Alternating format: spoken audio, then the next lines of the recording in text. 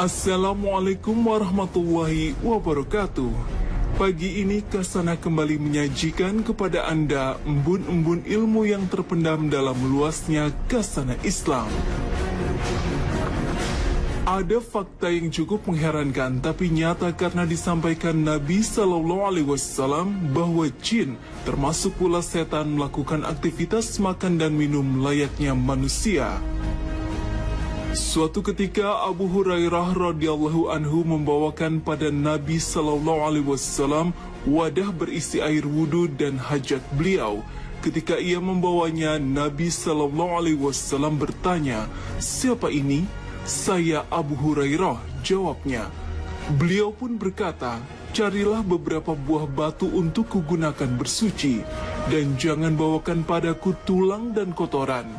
Abu Hurairah berkata, "Kemudian aku mendatangi beliau dengan membawa beberapa buah batu dengan ujung bajuku, hingga aku meletakkannya di samping beliau dan aku berlalu pergi. Ketika beliau selesai buang hajat, aku pun berjalan menghampiri beliau dan bertanya, 'Ada apa dengan tulang dan kotoran?' Beliau bersabda, 'Tulang dan kotoran merupakan makanan jin. Keduanya termasuk makanan jin. Aku pernah didatangi rombongan utusan jin dari Nasibin dan mereka adalah sebaik-baik jin. Mereka meminta bekal kepadaku. Lalu aku berdoa kepada Allah untuk mereka agar tidaklah mereka melewati tulang dan kotoran, melainkan mereka mendapatkannya sebagai makanan." Hadis riwayat Bukhari. Begitu pula dalam hadis lainnya dari Abdullah bin Mas'ud disebutkan Rasulullah Sallallahu Alaihi Wasallam bersabda, "Janganlah kalian beristinja membersihkan kotoran pada dubur dengan kotoran dan jangan pula dengan tulang, karena keduanya merupakan bekal bagi saudara kalian dari kalangan jin." Hadis riwayat Tirmizi. Juga diceritakan dalam hadis lainnya bahwa setan makan dengan tangan kiri, sedangkan kita diperintahkan menyelisihi setan dalam hal tersebut. Dalam Sahih Muslim dari Ibnu Umar radhiyallahu anha, Nabi Sallallahu Alaihi Wasallam bersabda, "Jika salah seorang di antara kalian makan, makanlah dengan tangan kanannya. Ketika minum, minumlah dengan tangan kanan, karena setan itu makan dan minum dengan tangan kirinya." Hadis riwayat Muslim. Nabi Sallallahu Alaihi Wasallam bersabda, "Jika salah seorang di antara kalian memasuki rumahnya, lalu ia berzikir pada Allah ketika memasukinya dan ketika hendak makan, maka setan pun berkata pada teman-temannya, 'Sungguh kalian tidak mendapat tempat bermalam dan tidak mendapat makan malam.' Namun ketika seseorang memasuki rumah dan tidak berzikir pada Allah, setan pun berkata pada teman-temannya, 'Akhirnya kalian mendapatkan tempat bermalam.' Jika ia tidak menyebut nama Allah ketika makan, setan pun berucap pada teman-temannya, 'Kalian akhirnya mendapat tempat bermalam dan makan malam.' Hadis riwayat Muslim. Sebagaimana manusia terlarang memakan daging yang disembelih tanpa menyebut nama Allah, maka sama halnya dengan jin beriman. Rasulullah Sallallahu Alaihi Wasallam menjadikan pada mereka makanan berupa tulang yang disebut nama Allah. Jin beriman tidak boleh meninggalkan penyebutan Bismillah, sedangkan setan jadi menghalalkan makanan yang tidak disebut nama Allah. Oleh karena itu, sebagian ulama berdalil bahwa bangkai merupakan makanan setan karena bangkai itu berasal dari hewan yang disembelih tanpa disebutkan Bismillah. Jika jin beraktivitas makan dan minum seperti manusia, apakah memang jin secara fisik berbentuk seperti manusia?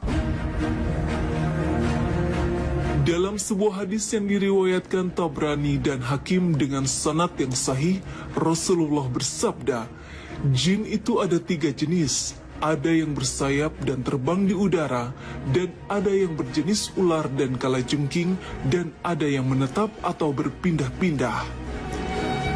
Dari hadis ini kita mengetahui bahwa jin itu tidak berbentuk sama, tidak seperti manusia yang memiliki bentuk fisik yang sama. Bahkan Nabi menjelaskan bahwa bentuk jin itu ada 3 jenis. Ada yang tanpa wujud berupa gas, atau Rasulullah SAW menyebutnya seperti angin, termasuk dalam kategori ini yang bersayap dan terbang di udara. Lalu ada jin yang berjenis binatang-binatangan seperti jin ular, harimau, monyet, kelelawar, kalajengking, tikus, kucing, anjing, dan binatang-binatang kotor lainnya. Dan ada lagi yang kategori berbentuk mirip manusia tapi tidak sempurna, atau separuh binatang separuh manusia, seperti yang pernah ditemui oleh sahabat Ubay bin Ka'ab radhiyallahu anhu.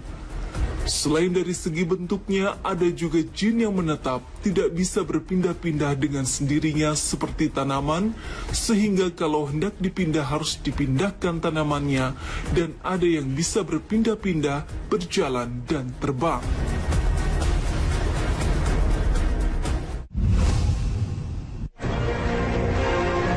Pemirsa, berbeda dengan jin, makhluk yang juga tak kasat mata adalah malaikat.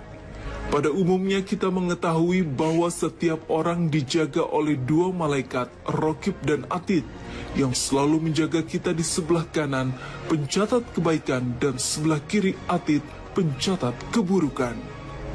Malaikat pencatat keburukan kita setiap hari memberikan jeda untuk mencatat keburukan seseorang. Jika seseorang berbuat dosa, malaikat pencatat keburukan tidak langsung mencatatnya sebagai dosa, tapi menunggu sampai 6 jam dengan harapan orang itu memohon ampun kepada Allah. Jika dalam 6 jam itu, seseorang tetap saja tidak bertaubat dan memohon ampun, maka malaikat langsung mencatat sebagai satu dosa.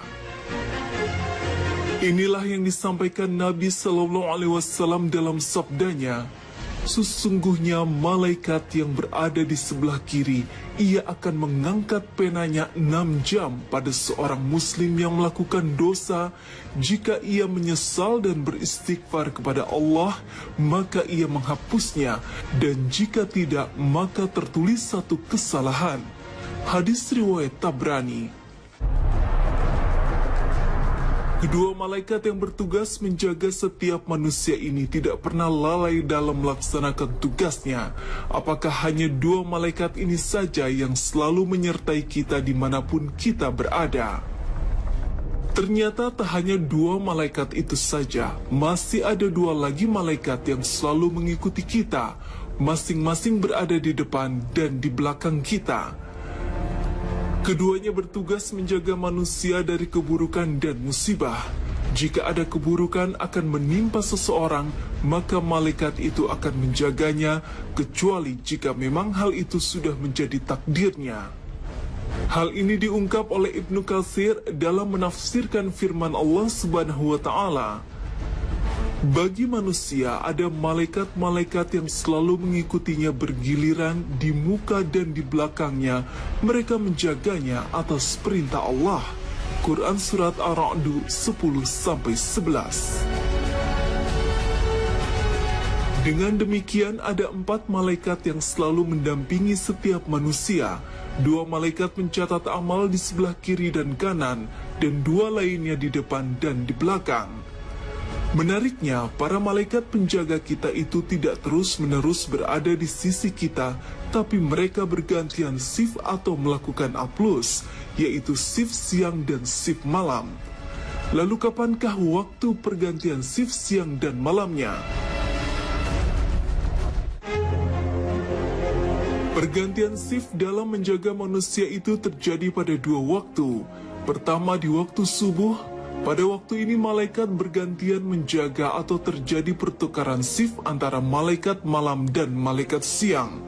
Lalu malaikat malam ini menghadap dan melaporkan langsung kepada Allah hal terakhir apa yang sedang dikerjakan oleh hambanya di waktu subuh, sebelum akhirnya digantikan oleh malaikat siang. Rasulullah SAW bersabda, Di tengah-tengah kalian ada malaikat yang silih berganti bertugas mengiringi kalian di waktu malam dan siang. Mereka berkumpul ketika sholat asar dan sholat subuh. Malaikat yang mengawasi amal kalian di malam hari naik ke langit. Lantas Allah bertanya mereka, dan Allah lebih tahu keadaan kalian. Bagaimana kalian tinggalkan hamba-hambaku? Para malaikat menjawab, kami tinggalkan mereka sedang mereka tengah mendirikan sholat, dan kami datangi mereka sedang mereka mendirikan sholat. Hadis riwayat Bukhari. Shift kedua, pergantian shift ini dilakukan pada waktu asar. Malaikat siang berganti shift dengan malaikat malam.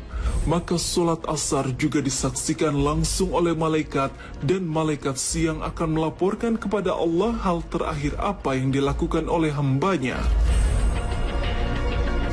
Dalam sebuah hadis qudsi yang diriwayatkan oleh Imam Bukhari menyebutkan, Nabi bersabda, para malaikat itu bertugas secara bergantian, yakni ada yang bertugas malam hari dan siang hari. Malaikat itu berkumpul pada saat sholat subuh dan asar. Kemudian ada yang bermalam dengan kalian. Ketika malaikat itu naik, maka dia Allah bertanya kepada malaikat-malaikat itu, sedangkan mereka tahu. Allah berfirman, bagaimana keadaan hambaku? Mereka menjawab, kami tinggalkan mereka sedang dalam sholat, begitu juga kami datangi mereka pada saat dia sholat. Hadis riwayat Bukhari. Itu sebabnya Rasul Shallallahu Alaihi Wasallam sangat mewanti-wanti kaum muslim agar menjaga dua waktu sholat ini, sholat subuh dan sholat asar, agar seorang muslim tidak ketinggalan melaksanakan sholat subuh dan asar secara berjamaah. Rasul Shallallahu Alaihi Wasallam bersabda, siapa saja yang mengerjakan sholat al-bardain maka akan masuk surga. Imam An-Nawawi menjelaskan bahwa sholat al-bardain adalah sholat subuh dan asar.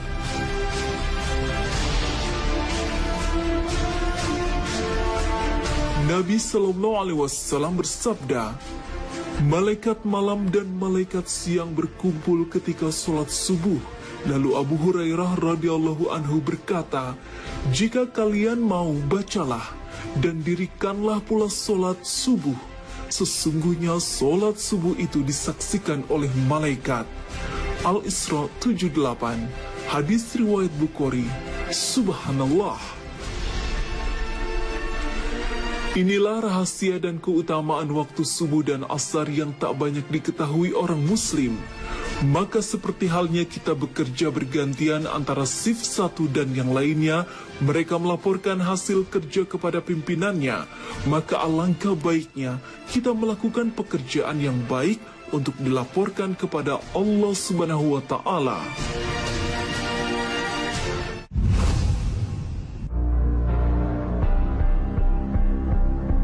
Pemirsa Kasanah, jika kita perhatikan angka-angka yang tersebut di dalam Al-Quran dan menelaah makna setiap bilangan, maka akan timbul pertanyaan, apakah Allah memang mengistimewakan bilangan tertentu? Apapun jawabannya, yang pasti angka yang paling sering disebutkan dalam Al-Quran setelah angka 1 adalah angka 7 beserta kelipatan 7. Mengapa demikian? Ibnul Qayyim rahimahullah pernah membahas angka 7 saat menafsirkan hadis Nabi. Barang siapa memulai paginya dengan 7 buah kurma aliyah, maka tidak akan mempan jika terkena racun atau sihir. Kemudian Ibnu Qayyim menjelaskan, adapun khasiat angka 7, maka itu terjadi dalam hukum alam dan hukum syariat. Allah Subhanahu wa Ta'ala telah menciptakan langit sebanyak 7 lapis, bumi 7 lapis, jumlah hari juga ada 7, dan manusia diciptakan dalam 7 tahapan. Di sisi lain, Allah telah mengajarkan tawaf sebanyak 7 kali putaran, sa'i antara Safa dan Marwah juga 7 kali putaran, melontar jumrah juga 7-7, takbir pada sholat id juga 7 kali pada rakaat pertama. Nabi Sallallahu Alaihi Wasallam juga bersabda, "Suruhlah anak-anakmu untuk mengerjakan sholat saat usianya sudah mencapai 7 tahun." Sewaktu sakit, Nabi Sallallahu Alaihi Wasallam pernah memerintahkan agar disiram air sebanyak 7 girbah. Kaum Ad mendapat azab dari Allah berupa angin kencang selama 7 malam. Nabi Sallallahu Alaihi Wasallam pernah berdoa agar menimpakan 7 tahun paceklik sebagaimana tahun Nabi Yusuf kepada salah satu kabilah. Allah pernah mengibaratkan pelipat gandaan sedekah dengan sebutir biji gandum yang tumbuh menjadi 7 tangkai, dan setiap tangkai terdiri dari 100 biji. Tangkai-tangkai gandum yang dilihat oleh umat Nabi Yusuf dalam mimpi berjumlah 7, jumlah tahun untuk menanam juga 7, dan angka masuk surga dari umat ini sebanyak 70.000 orang tanpa hisab. Dalam hadis Nabi, angka 7 mendapatkan porsi yang cukup besar sehingga menunjukkan arti penting dari angka ini. Ketika Nabi Sallallahu Alaihi Wasallam berbicara mengenai perusak amal, beliau memerintahkan umatnya agar menjauhi 7 perkara yang bisa merusak pahala amal. Dan ketika berbicara mengenai orang-orang yang kelak di hari kiamat akan mendapatkan naungan dari Allah, di saat tidak ada naungan lain selain naungan itu, beliau menyebutkan adanya 7 orang yang akan mendapatkan naungan itu. Ketika berbicara tentang perlakuan zalim berupa merampas harta orang lain tanpa hak, beliau menjadikan bilangan 7 sebagai bentuk siksa pada hari kiamat. Beliau bersabda, "Barang siapa merampas sejengkal tanah milik orang lain, maka pada hari kiamat kelak, dia akan dikalungi 7 lapis bumi." Hadis riwayat Bukhari dan Muslim. Barang siapa merampas sejengkal tanah milik orang lain tanpa hak, maka pada hari kiamat kelak dia akan disuruh menggali tanah yang pernah dirampasnya itu hingga lapis ke-7 di bawah permukaan bumi, lalu disuruh membawanya kepada masyar, kemudian dikalungkan di lehernya untuk menghadapi pengadilan ilahi. Saat itu ukuran lehernya akan diperbesar hingga mampu menampung satu tanah itu. Wallahu alam. Terkait dengan sujud, Nabi Sallallahu Alaihi Wasallam mengajarkan kepada kita agar melakukannya dengan bertumpu pada 7 anggota tubuh, yaitu 2 tangan, 2 kaki, 2 lutut, dan 1 dahi.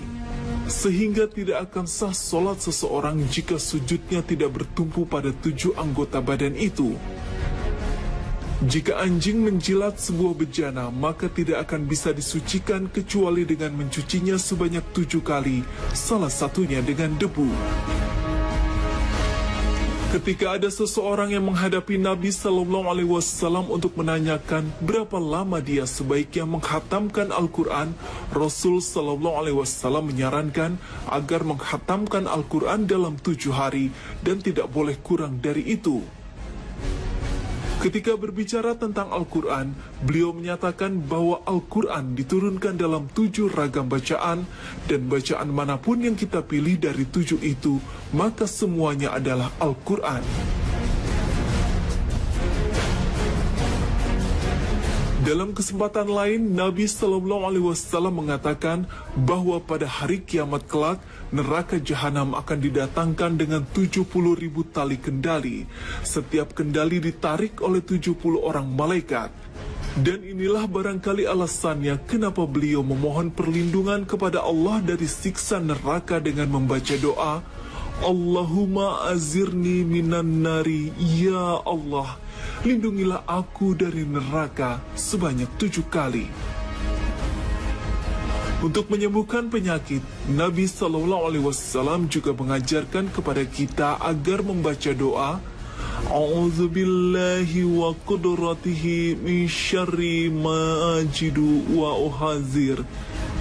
Aku berlindung kepada Allah dan kepada kuasanya dari keburukan apa yang aku temukan dan aku khawatirkan sebanyak 7 kali. Tentang puasa demi meraih ridha Allah, beliau menjelaskan bahwa barang siapa berpuasa sehari di jalan Allah, maka dia akan dijauhkan dari neraka sejauh 70 musim gugur, yakni sejauh perjalanan 70 tahun. Nabi SAW meski sudah dijamin akan diampuni segala kesalahannya di masa lalu dan masa mendatang, beliau selalu membaca istighfar sebanyak 70 kali dalam sehari. Dan ketika beliau ditanya tentang itu, beliau menjawab, "Apakah aku tidak suka menjadi hamba yang pandai bersyukur?" Suatu ketika beliau juga bersabda bahwa amalan Bani Adam yang akan dilipat gandakan, setiap amal akan dilipat gandakan menjadi 10 kali hingga 700 kali. Lalu untuk menghilangkan beban pikiran, perasaan galau, rasa sedih dan yang semisalnya, Nabi SAW biasa membaca ayat Hasbiyallahu la ilaha illahu alaihi tawakkaltu wa huwa rabbul arsyil azim. At-Taubah 129 sebanyak 7 kali. Masih banyak lagi Nabi SAW menggunakan angka 7 ini dalam berbagai sabdanya. Apakah penyebutan angka 7 di sini hanya kebetulan atau ada rahasia di balik seringnya penyebutan angka ini dalam hadis Nabi SAW? Nah pemirsa, jangan kemana-mana, Kasanah akan kembali sesaat lagi.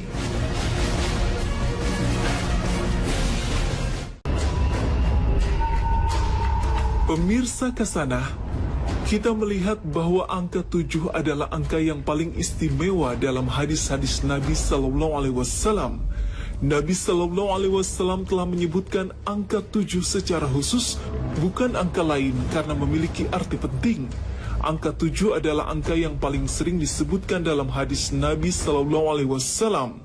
Angka 7 adalah angka yang paling sering disebutkan dalam Al-Quran setelah angka 1.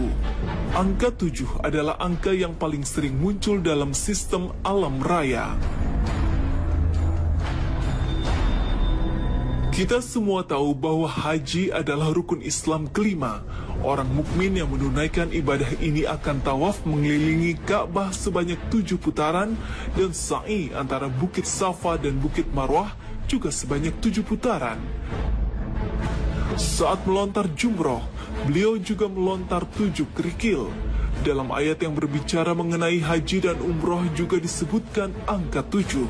Allah berfirman, "Apabila kamu dalam keadaan aman, maka barang siapa mengerjakan umroh sebelum haji, dia wajib menyembelih hadyu yang mudah didapat. Tetapi jika dia tidak mendapatkannya, maka dia wajib berpuasa 3 hari dalam musim haji dan 7 hari setelah kamu kembali. Itu seluruhnya 10 hari. Quran Surat Al-Baqarah 196. Imam Ibnu Qayyim menjelaskan, tidak diragukan bahwa angka 7 memiliki khasiat tersendiri yang tidak dimiliki oleh angka lain. Angka 7 sudah menghimpun semua jenis angka dan sifat-sifatnya. Angka ada yang ganjil dan ada yang genap. Sedangkan angka ganjil ada yang pertama dan ada yang kedua. Sementara semua ini tidak terhimpun pada angka di bawah angka 7. Meski demikian, hanya Allah Subhanahu wa Ta'ala yang lebih tahu tentang hikmah sebenarnya dari pengkhususan angka 7, baik dalam takdir maupun ajarannya. Pemirsa Kasanah, semoga Allah Subhanahu wa Ta'ala memberikan taufik dan hidayahnya kepada kita semua. Amin ya Rabbal Alamin. Akhir kata, wassalamualaikum warahmatullahi wabarakatuh.